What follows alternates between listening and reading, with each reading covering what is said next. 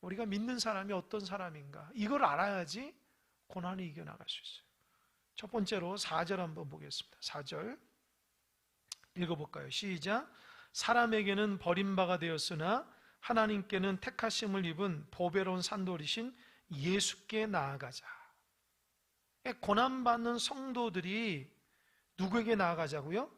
예수님께. 그런데 그 예수님의 그 앞에서 비유하는 게 산돌, 그냥 산돌이 아니고 보배로운 산돌.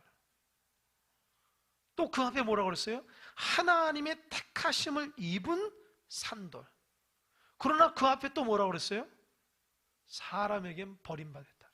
그러니까 여러분, 하나님 말씀을 읽을 때에요, 좀 꼼꼼히 보셔야 돼요. 전 하나님 말씀 읽을 때에 그냥 읽지 않아요. 분석해요. 도대체 이 말이 무엇을 의미하는지. 그래야지 하나님 말씀이 탁 다가오거든요. 그냥 읽어서는 안 돼요.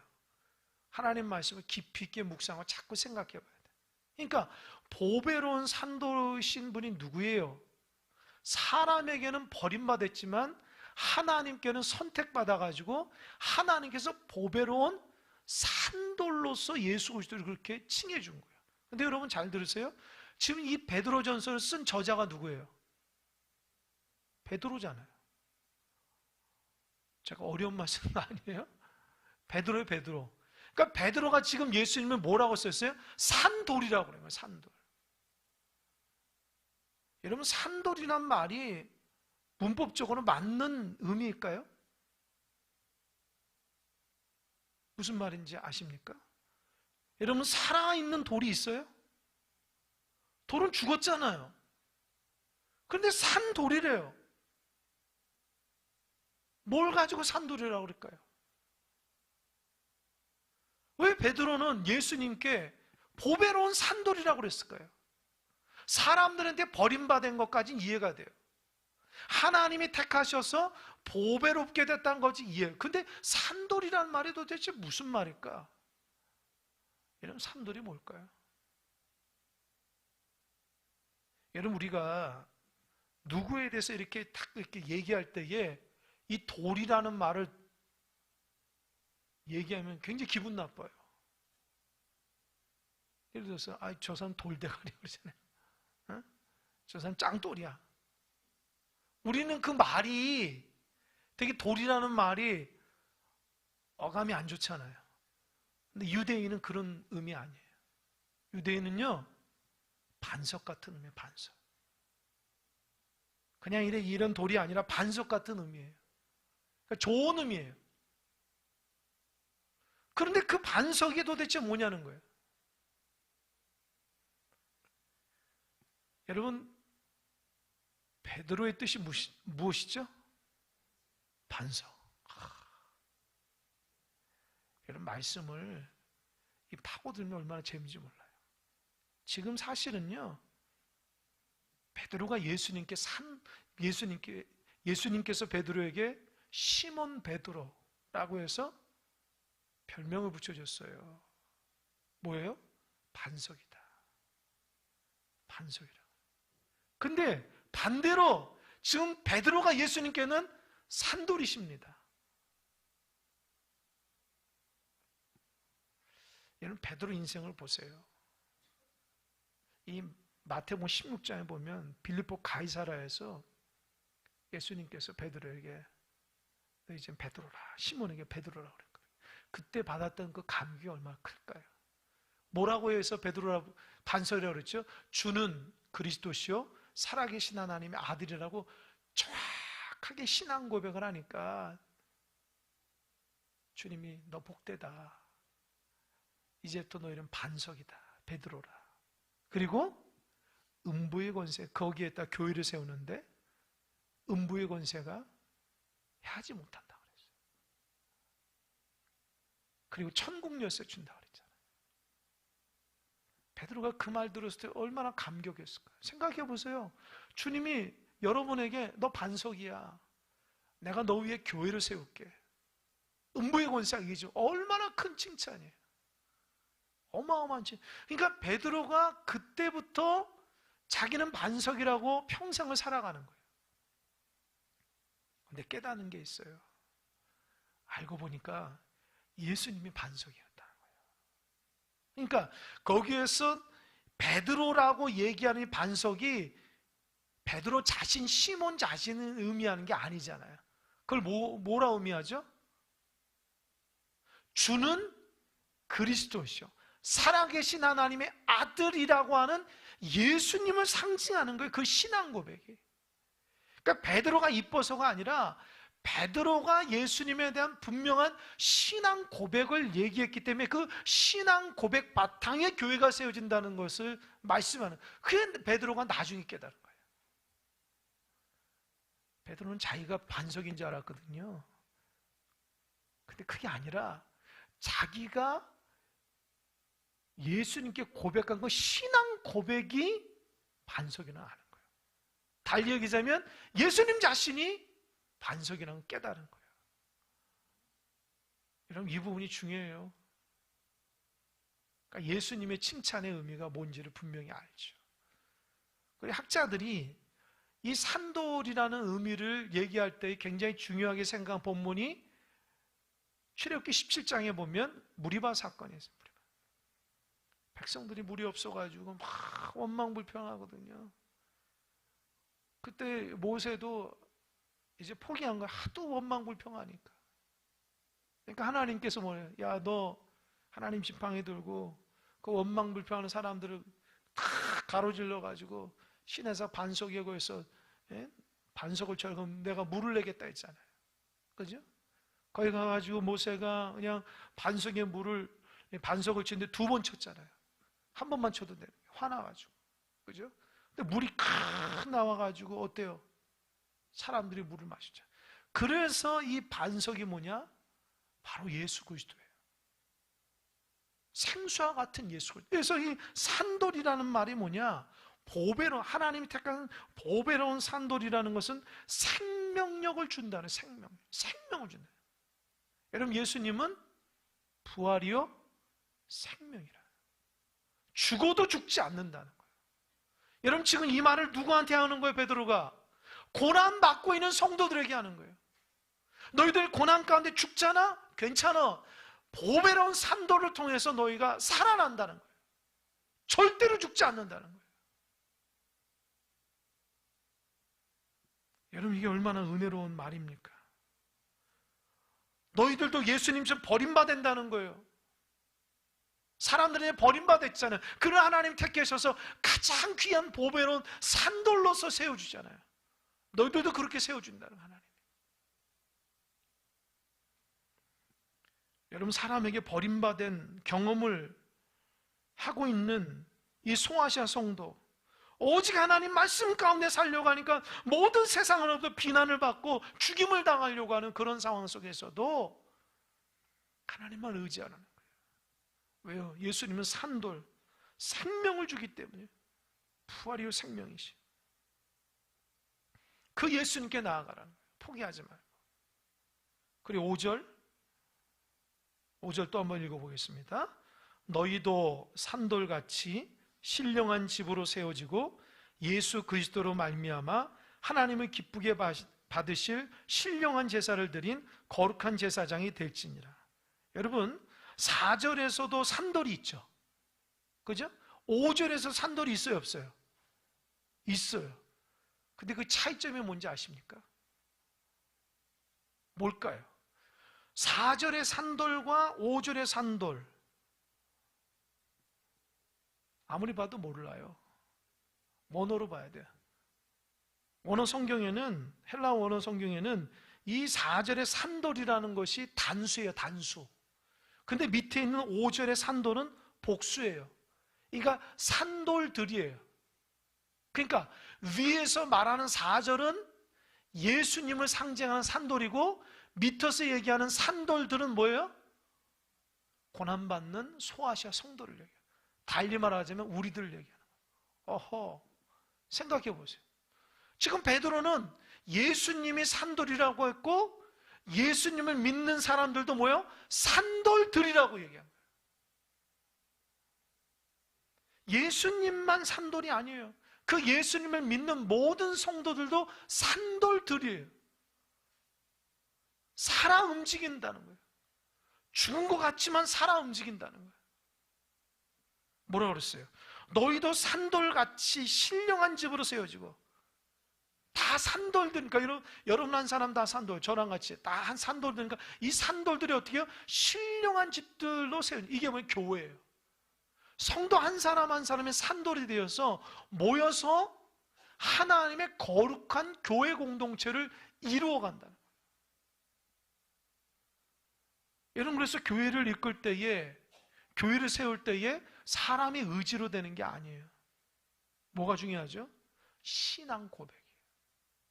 예수님이 산돌이라는 신앙 고백을 가지고 그렇게 살아가는 사람들이 모여서 예배하고 기도하고 섬기는 것이 산돌들이 있는 교회예요. 할렐루야. 그래서 교회마다 산돌이라고 하는 교회는 그런 의미라고요. 산돌이 예수님을 의미하고요, 예수님을 섬기는 사람들, 산돌들이 모여서 교회가 되는 거예요. 그래서 우리 교회도 산돌이 교회예요. 예수님의 교회라고. 예수님의 교회. 여러분, 한 사람 한 사람이 주님의 성품과 주님의 사랑과 주님의 복음과 주님의 영광 가운데 세워져가는 하나님의 백성이라는 거예요. 할렐루야. 그러니까 잊어버리면 안 돼요. 우리가 산돌이라. 산돌들이에요. 산돌들. 그러니까 너희도 산돌같이 신령한 집으로 세워지고, 두 번째, 예수 그리스도를 말미암아 하나님이 기쁘시게 받으신 신령한 제사를 드린 거룩한 제사장이 될지라. 교회 안에서 산돌들이 모여서 뭐예요? 하나님 앞에 기뻐하시는 제사를 드리라는 거예요. 그래서 성도들은요, 제가 얘기했죠. 예배 자유예배자. 할렐루야. 여러분, 예배자예요. 예배자. 예배자가 뭐예요? 내 삶이 예배 자체가 되는 거예요. 하나님이 가장 좋아하는 게 예배거든요. 하나님 가장 좋아하는 게 예배예요. 그럼 예배는 뭐예요? 여기서 지금 예배 드리지만 나가서도 예배할 수 있어요. 왜요? 우리가 예배자기 때문이에요. 삶의 예배자. 직장에서도 예배 드리는 거예요. 차를 운전하면서도 예배 드려요. 왜요? 내 자신이 예배자기 때문에 그래요. 그러니까 하나님께서 산돌도, 예수 그리스도의 은혜로 살아가는 사람들은 뭐요? 하나님 기뻐하시는 예배자의 거룩한 제사장을 살라는 거예요. 이게 지금 누구한테 얘기하는 거예요? 누구한테 하는 거예요? 고난받고 있는 성도에게. 그러니까 뭐예요? 고난받고 있는 성도가 가장 중요하게 생각하는 게 뭐예요? 예배. 예수님 의지하면 예배예요.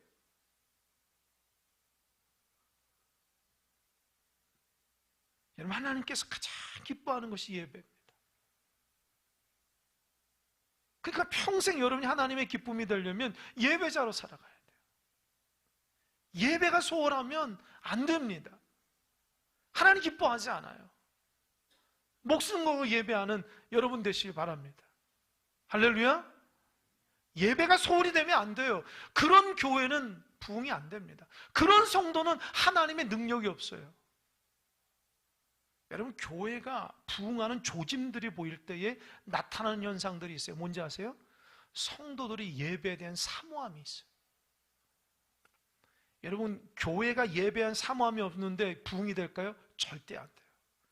그러니까 여러분들이 교회가 부흥되기 원한다면 예배에 대한 사모함이 있어야 돼요. 기도에 대한 사모함이 있어야 돼요. 그게 없으면 부흥 안 됩니다. 그거 없으면 부흥될 생각하지 말아야 돼요. 여러분, 한 사람 한 사람이 하나님 앞에 예배자라 쓰고 기도자라 쓰고 하나님 너무 좋아가지고 성전 중심으로 삶을 살아갈 때 하나님 그런 교회는 부흥시켜줍니다. 왠지 아세요? 예배 잘 드리니까. 근데 예배를 드리기 싫어하고 예배에 대해서 감격이 없고 은혜가 없는 그런 교회는 굉장히 죽어가는 거예요. 죽어간다. 그 누가 죽여서가 아니에요. 우리 스스로 죽는 거예요. 죽는 거. 내가 교회를 죽이는 거예요. 내 자신이. 왜요? 예배를 안 드리니까. 여러분, 이거 심각하게 드려야 됩니다. 여러분, 정말 교회를 부흥되게 원한다면 온라인에 여러분 예배자로 쓰기 바랍니다. 할렐루야. 어찌되든지 예배하세요. 하나님 기뻐하는 거예요. 진짜 축복받기 원하면 예배자가 되시기 바랍니다. 예배도 안 드리는데 어떻게 하나님 축복받겠어요? 하나님 기쁨이 되지 않는데. 자, 이걸 보면서 고난받고 죽어가는 성도들에게 예배하라는 겁니다. 하나님 기뻐하시죠. 이 사람들은요, 예배 드리면서 죽어가는 사람들이에요. 예배 드리면 죽이는 사람들인데 그래도 예배하라는, 하나님 기뻐하신다고요. 세상적인 관점으로 보면은 자살하라는 거하고 똑같지만, 그러나 하나님 관점으로 보면 가장 소중한 거예요.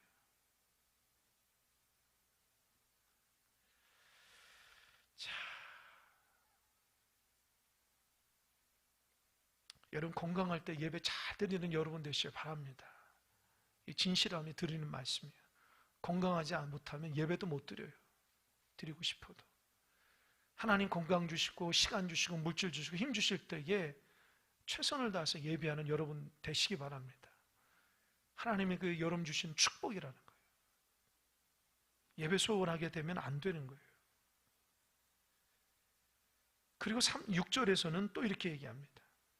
성경에 기록되었을 때 보라 내가 택한 보배로운 모퉁이 돌을 시온에 두노니 그를 믿는 자는 부끄러움을 당하지 아니하리라 하셨으니, 그러면서 이 베드로 사도는 고난받는 소아시아 성도에게 이사야 28장 16절의 말씀을 통해서 뭐라고 그랬어요? 내가 택한 보배로운 모퉁이 돌을 시온에 두니 그를 믿는 자는 부끄러움을 당하지 않는다. 그러니까 예수 그리스도를 믿는 자는 부끄러움을 당하지 않는다. 여러분, 모퉁이 돌이 뭘까요? 모퉁이 돌. 뭐 건축하시는 분은 알 겁니다. 영어로 코너스톤이거든요. 그러니까 이렇게 각이 딱 지잖아요. 각이. 이 건물에서 이렇게 딱 각이 질 때에 요 각진 부분의 코너에 있는 아주 밑에 있는 중심적인 돌이에요. 그거가 딱 받치기 때문에 그 나머지 돌들이 다, 만약 그 돌을 빼잖아요? 와르르 무너지게. 아주 중요한 돌이에요. 주춧돌이에요. 그러니까 사람에게는 버림받았는데요, 하나님은 가장 중요한 모퉁이를 머릿돌로 탁 세워버려요. 그런데 그 모퉁이 돌인 예수 그리스도를 믿으면 어떻게 해요? 절대로 부끄러움 당하지 않는다는 거예요. 다시 얘기하면 여기는 누구한테 말하는 거죠? 고난받고 있는, 예수 믿다가 고난받고 있는 성도들에게 얘기하는 거예요. 너희들 예수 믿고 지금 죽어가는데 그 예수님을 온전히 믿으면 부끄러움 당하지 않고 망하지 않는다는 거예요. 끝까지 믿으라는 거예요. 성전에 가서 예배하다가 적들이 와서 죽일 수도 있고요, 예배 드리러 간다가 가정이 파탄 날 수 있고요, 직장에서 잘릴 수가 있어요. 그 소아시아 성도들은요, 모든 가족들이 버림받을 수 있다는 거예요. 예수 믿는 것 때문에. 아마 여러분 중에 그런 사람이 있으면 예배 진짜 드릴까요? 모르겠어요. 직장에서 버림받고 가족에 버림받고 모든 사람이 버림받아도 나는 예배자로 쓸 거야. 몇 사람이 될까 모르겠어요. 예배는 생명입니다. 그냥 시간 좀 나와서 드려지는 예배가 아니에요. 생명을 다하는. 그래서 이 본문에서 말하고 있는 예배는요, 눈물 나는 예배예요. 눈물 나는 예배라, 눈물 나는. 그 모퉁이 돌 예수를 믿는 자는 부끄러움을 당하지 않는다는 거예요. 근데 반대로 7절, 그러므로 믿는 너에게는 보배이나 믿지 아니하는 자에게는 건축자들이 버린 그 돌이 모퉁이의 머릿돌이 되고, 8절, 또한 부딪히는 돌과 걸려 넘어지게 하는 바위가 되었다 하였느니라. 그들이 말씀을 순종하지 않으므로 넘어지나니 이는 그들을 이렇게 정하신 것이라. 여러분 보세요. 예수님을, 동일한 예수님을 믿는 사람에게는 주님이 부끄럼 당하지 않는다는 거예요. 귀하게 쓰임받는 거예요. 살아있는 돌로 만들어준다. 그러나 동일하게 예수님 믿지 않는 자고 순종하지 않는 자는 어떻게 해요? 뭐라 그랬어요? 참 이게 보세요. 8절. 이게 지금 저에게는 그 부딪히는 돌과 걸려 넘어지게 하는 바위가 되었다. 이게 뭐냐면은 이사야 8장에 있는 내용이에요. 그러니까 누구에게는 그 모퉁이 돌이 굉장히 중요하고 굉장히 영화로운 돌이지만 그 예수를 믿지 않은 자는 그 돌 때문에 넘어져요. 그 돌 때문에 걸려 넘어져 다쳐요. 여러분 다니엘서 보면은 그 다니엘이 환상을 보는데 뜨인 돌이라고 해서 그 돌이 우상을 확 쳐버려서 완전히 무너뜨리는 것을 말하고 있고, 그게 예수 그리스도예요. 그러니까 믿는 자에게는 예수님이 그에게 승리자가 되고 축복자가 되고 은혜자가 되지만, 예수 그리스도를 믿지 않는 자에게는 그 돌이 강력한 무기로 쳐버려요. 여러분, 같은 예수를 믿어도 누구는 예수님 때문에 축복받고 은혜받고 감사한데, 누구는 예수님 때문에 걸려지고 넘어지고 쓰러지고 아파하고 불신앙적인 사람이 된다니까요. 그 기준이 뭐예요? 예수님을 믿느냐 믿지 않느냐예요. 예수님 말씀대로 사느냐 살지 않느냐예요. 근데 이 말씀이요, 잘 보면 그래요. 우리 신앙생활 하시면서 예수님 때문에 은혜 받고 참 기뻐하고 감사하고 그렇게 살아가는 사람도 있지만, 신앙생활 하면서 걸려 넘어지고 쓰러지고 아파하고 신앙 때문에 힘들어하는 사람도 많거든요. 왜 그럴까요? 같은 예수님을 믿는데 누구는 저렇게 복되게 예수님의 믿음 가운데 신앙생활 하는데, 누구는 예수님 때문에 너무 힘들어하고 고통스럽다. 이유가 뭘까요? 예수님 그렇게 하는 게 아니거든요. 핵심 뭐예요? 내가 예수님을 신뢰할 때는 예수님도 은혜를 받게 되는데, 내가 예수님 신뢰를 안 해요. 주님과 동행을 안 하는 거예요. 고난이 올 때에 예수님 신뢰하지 않아요. 그러면 그 예수님이 나에게는 걸려 넘어지게 하는 장애물이 되어버려요. 꼭 기억하시기 바랍니다. 교회 다닌다고 다 은혜스러운 게 아니에요. 진짜 그 말씀대로 순종하고 그 믿음대로 살아갈 때의 은혜가고, 그 반대의 삶을 살아갈 때는 걸려 넘어져. 말씀으로 걸려 넘어지고요, 기도로 걸려 넘어지고요, 예수님 때문에 넘어진다고요. 문제는 뭐예요? 신뢰하지 못하기 때문에 그래요. 그래서 신앙생활하면 넘어진 사람들이 있거든요. 왜 넘어지는 거죠? 주님을 신뢰하지 못하기 때문에 그래요. 다른 데 원인이 없는 거예요. 그러니까 여러분, 이 말씀을 통해서 베드로 사도가 의미하는 거 보면, 그런 고난 가운데서도 주님을 끝까지 산돌이신 예수님 붙들고 있으면 부끄러움을 당하지 않지만, 고난이 딱 올 때에 아예 모르겠다, 이 신앙 포기하고 저 사람들 따라가야지 하면 세상으로 달려가게 되면, 그것 때문에 예수님이 걸려 넘어져요.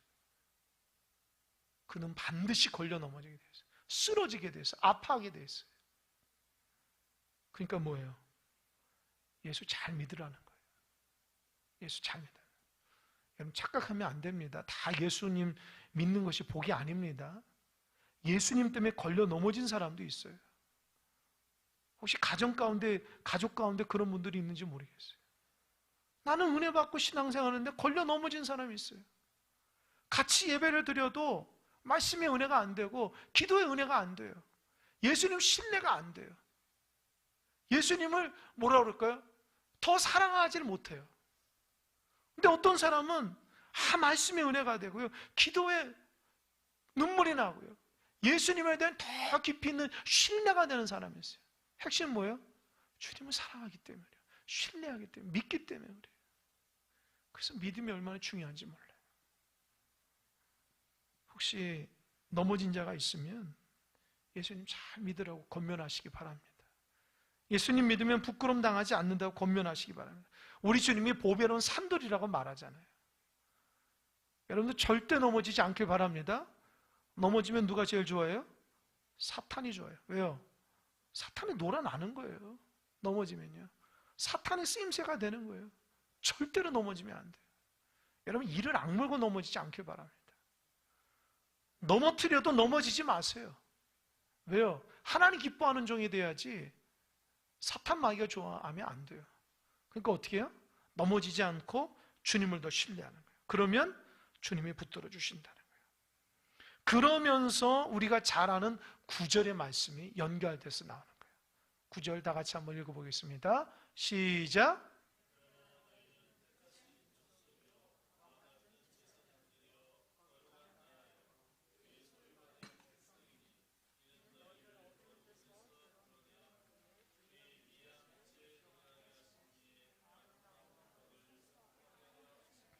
예.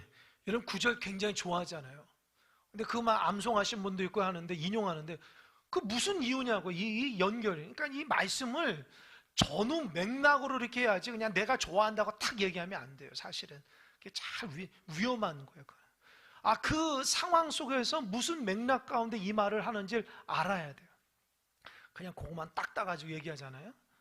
잘못 해석할 때가 얼마나 많은지 몰라요. 그러니까 고난 중에 성도들이 예수님 믿는 것 때문에 넘어지고 고통 중에서도 산돌이신 예수님께 나아가면 하나님 붙들어 줄 뿐만 아니라 너희들이 도대체 예수 믿는 산돌로서 어떤 사람이냐? 네 가지를 얘기해요. 첫 번째는 너희는 택하신 족속이라는 거예요. 하나님 선택했다는 거예요. 여러분 선택의 이유가 있을까요? 없어요. 은혜로 선택한 거예요. 착각하지 마세요. 내가 잘하기 때문에 나를 선택한 게 아니에요. 여러분 태어나기 전부터 하나님 선택한 거예요. 할렐루야. 그래서 사도 바울의 감격이 거기 있어요. 내가 태어날 때부터 하나님 나를 선택했다. 이게 사도 바울이 느낀 하나님의 은혜예요. 내가 하나님께 잘했기 때문에 나를 선택한 게 아니에요. 그러니까 믿는 것은 하나님의 은혜라는 거예요. 이게 느껴져야지 하나님의 그 놀라운 사랑이 깨닫게 됩니다. 생각해보세요. 내가 태어나기 전부터 나를 택했다는 게 말이 됩니까? 하나님의 주권적인 역사로 우리가 지금 신앙생활을 하는 거예요. 뭘 잘해서가 아니라니까요. 그러니까 우리가 하나님의 은혜로 신앙생활을 하는 거예요. 그러니까 하나님의 은혜만 앞서야 돼요. 그 은혜를 잊어버리게 되면 남는 게 없어요. 은혜. 생각해보세요. 신앙생활은 은혜생활인데 은혜를 까먹는다? 그럼 뭘 가지고 신앙생활해요? 은혜가 있어야지 감사하고 기뻐하는데 은혜가 까먹으면 뭘 가지고 신앙생활해요? 내 힘으로 하잖아요. 그럼 내 힘으로 하면 어떻게 되죠? 넘어지고 쓰러지게 돼요. 그러니까 신앙생활 잘 하시는 분들은요 은혜 앞장 세우는 거예요. 은혜만 앞장 세우고 하나님께 감사하고 기뻐하는 거예요. 그게 신앙생활 최고로 잘하는 거예요. 사도 바울은 베드로 사도는 너희는 고난받았지만 예수 믿는 택하신 족속으로 세웠다. 그렇기 때문에 은혜로 이겨나가는 거예요. 두 번째 뭐예요? 왕 같은 제사장들이요. 여러분 이 말이 어려워요. 왕 같은 제사장이에요. 그러니까 왕이기도 하고 제사장이기도 하고. 이게 성경이 누구죠? 히브리서 얘기했잖아요. 누구예요? 왕 같은 제사장. 기억 안 나신가요? 히브리서에서 그렇게 얘기했는데 멜기세덱. 처음 들어보는 말입니까? 멜기세덱 제사장. 그 멜기세덱이 왕이고 제사장이에요. 그러니까 구약에 있는 레위 대제사장 아론의 제사장보다 먼저 앞서 있었던 멜기세덱 제사장. 왕이면서 제사. 그게 예수님을 상징하잖아요. 그러니까 너희들은 왕 같은 제사장이에요. 예수님의 은혜 받은 왕 같은 제사장이에요. 그러니까 하나님의 말씀을 간직하고 선포하는 게 왕 같은 존재고요. 제사장은 뭐예요? 백성들을 연결시켜주는 거예요. 자꾸 하나님과 연결시켜주는 거예요. 제사장은요. 죄 지은 사람을 하나님 앞에 연결시켜준 왕 같은, 그러니까 왕 같은 말씀을 가지고 하나님의 영적인 권위로 말씀을 가지고 죽어가는 사람들을 하나님께 연결하는 왕 같은 제사장. 이걸 착각하면 안 돼요. 무슨 권능이나 뭐 이런 거 자기 어떤 무슨 대단함이 아니라 복음을 전하는 사람을 의미하는 거예요. 왕 같은 제사장이에요. 그러니까 너희들은 고난받는 너희들 왕 같은 제사장들이라는 거예요. 세 번째, 거룩한 나라라는 거예요. 이런 거룩한이라는 뜻은 카도시라고 그래서 구별됐다는 거예요. 세상하고 구별된 거예요. 더러움하고 구별된 거예요. 하나님의 속성이거든요. 그러니까 너희들은 하나님의 속성으로 갖고 있는 하나님의 나라라는 거예요. 여러분, 예수 믿는 사람이 어디 가든지 거룩함이 딱 느껴져야 돼요. 이 존재 자체가 거룩함이 느껴져야 돼요. 저 사람이 있음을 인해서 말과 행동을 통해서 하나님의 현존이 드러나야 돼요. 이 거룩한 나라. 그러니까 이 고난 중에 있는 소아시아 성도들도 예수 그리스도에서 거룩한 존재를 잊어버리지 말라는 거예요. 이리 뛰고 저리 뛰고 고난 가운데 불평불만하지 말고 오직 거룩한 하나님의 백성으로 그 거룩함을 지켜나가라는 거예요. 네 번째, 그의 소유된 백성이라. 너는 하나님의 것이라는 거예요. 너는 지금 고난받고 있지만 넌 하나님의 것이라는 거예요. 그러니까 소아시아 성도 고난받고 예수 믿다 고난, 이 네 가지를 기억하라는 거예요. 첫 번째 뭐예요? 택하신 족속. 두 번째로는 왕같은 제사장. 세 번째로는 거룩한 나라. 그죠? 거룩한 나라. 네 번째로는 소유된 백성이에요. 여러분 네 가지 잃어버리지 마세요. 여러분 책상에다 다 적어놓으세요. 나는 그런 사람이라는 거예요. 나는 선택받은 족속이야. 특별하게 은혜 가운데 내가 이렇게 살아가면 안 되지. 왕같은 제사장이라고요. 영적 권위를 가지고 살아가는 존재지 세상에 어울리는 사람이 아니에요. 거룩한 존재예요. 고난 가운데 넘어지는 게 아니에요. 고난 가운데서도 거룩함을 유지하는 사람이에요. 내가 세상의 사람이 아니고 내가 누구에 속한 사람이 하나님의 자녀라는 거예요. 그러니까 그 자부심을 가지고 살아가는 여러분 되시길 바랍니다. 이게 느껴지고 보여줘야지 세상에서 넘어지지 않아요.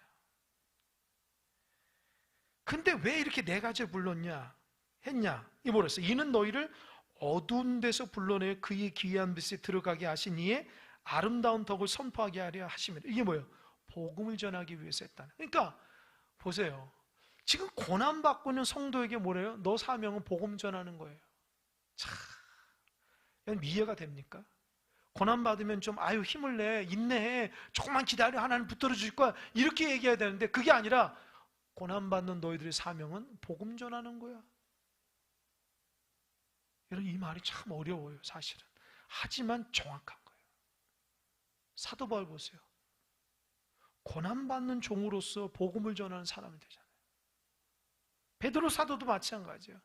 고난받고 있는 사람이지만 끊임없이 복음을 전한다고요. 여러분 우리가 정말 복음을 전합니까? 왜 우리가 하나님의 온전한 영광과 뜻과 풍성한 은혜와 교회가 부흥되지 못한 이유가 뭘까요? 복음 전하지 않아서 그런 거예요.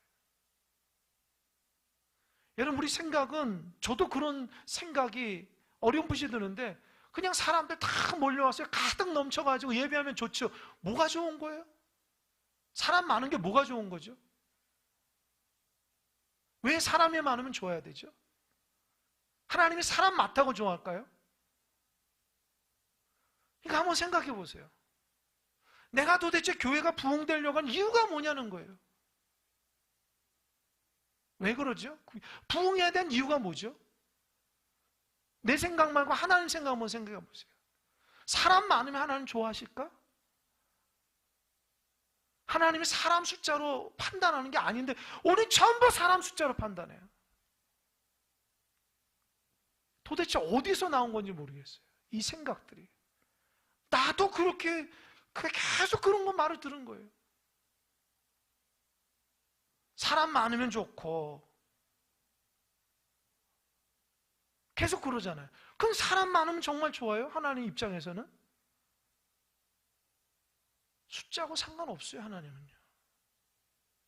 하나님은 예배자를 보고 그 중심을 보신다고 했잖아요. 그렇잖아요? 그러니까 하나님이 오늘 몇 명 왔네 체크하는 분이 아니시라니까요. 하나님은 너 왔구나 이렇게 해야지 몇 명 왔냐가 얘기하는 게 아니에요. 너가 왔냐가 중요한 거예요. 그리고 너가 왔으면 하나님 기뻐하시는 온전한 예배자로 드리고 있는가가 더 중요한 거예요. 사람이 많고 적음이 아니에요. 저도 사실 이렇게 강대상에 있으면 헝한 비면 진짜 힘들고 어려울 때가 많아요.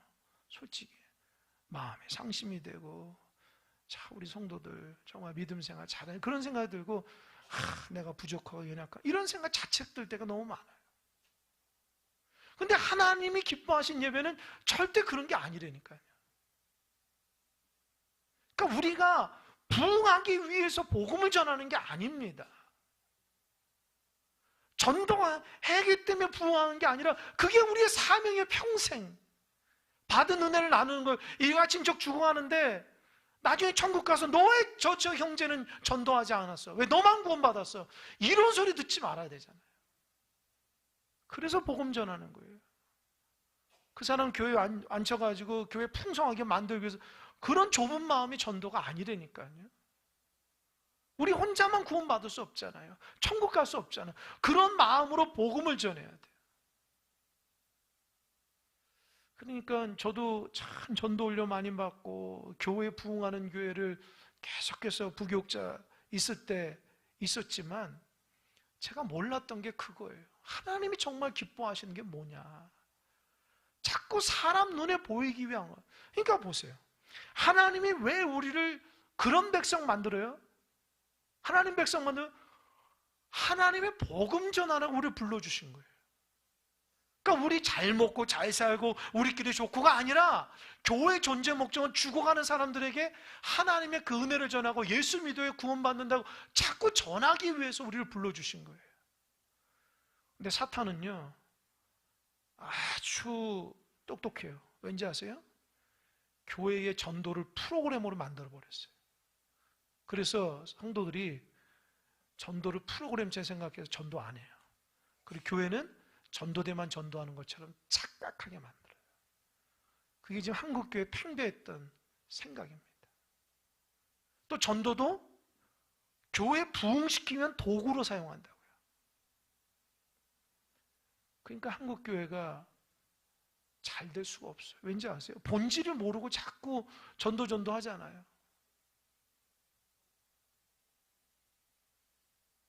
그러니까 여러분 자신이 내가 있는 곳에서 믿지 않는 사람들에게 예수님을 보여주고 예수님의 은혜를 전하고 그 영혼을 위해서 구원하는 하나님의 복음의 백성으로, 여기서 말하는 것처럼 아름다운 덕을 선포하는 하나님의 복음의 사람들이 다 되시길 바랍니다.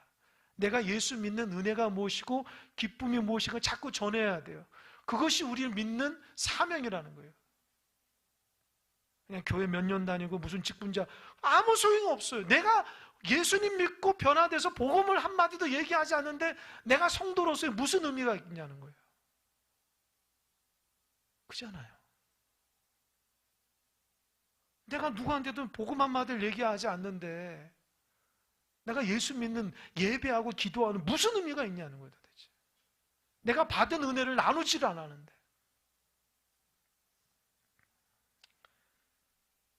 그래서 10절, 너희가 전에는 백성이 아니더니 이제는 하나님의 백성인, 전에는 국류를 얻지 못하였던 이제는 국류를 얻은 자다.